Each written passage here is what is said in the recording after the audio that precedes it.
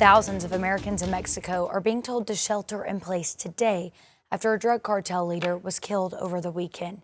His death led to an eruption of violence, forcing airlines to cancel flights out of the region.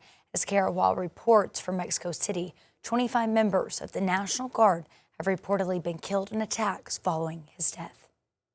Chaos hit the streets of Puerto Vallarta, the Mexican state of Jalisco, and beyond Sunday, as Mexico's most notorious drug cartel fiercely retaliated after soldiers killed their leader, Nemesio Ruben Oseguera Cervantes, widely known as El Mencho. Oseguera Cervantes was wounded during an operation to capture him in Jalisco and died while being flown to Mexico City. The cartel he led has the highest cocaine, heroin, and methamphetamine trafficking capacity in Mexico, according to the U.S. State Department, which had previously offered up to $15 million for his capture. The violence also hit Jalisco's capital, Guadalajara, just a few months before Mexico's second largest city is scheduled to host FIFA World Cup matches. Activamos el código rojo. In response, Jalisco's governor activated a code red security alert, suspending public transit, large events, and school activities as authorities across Mexico race to clear more than 250 roadblocks created by the cartel.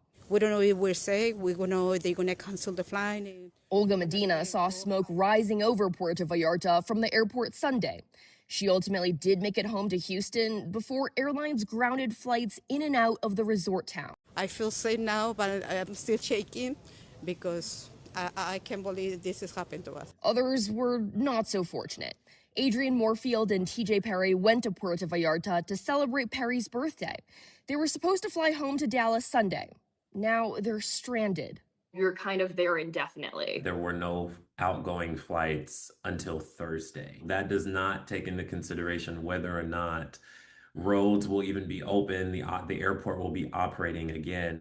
It's worth noting that the Trump administration has previously threatened to use the U.S. military to target Mexican drug cartels. And while this specific case was a Mexican military operation, the American government regularly shares intel and resources with Mexico to counter cartels.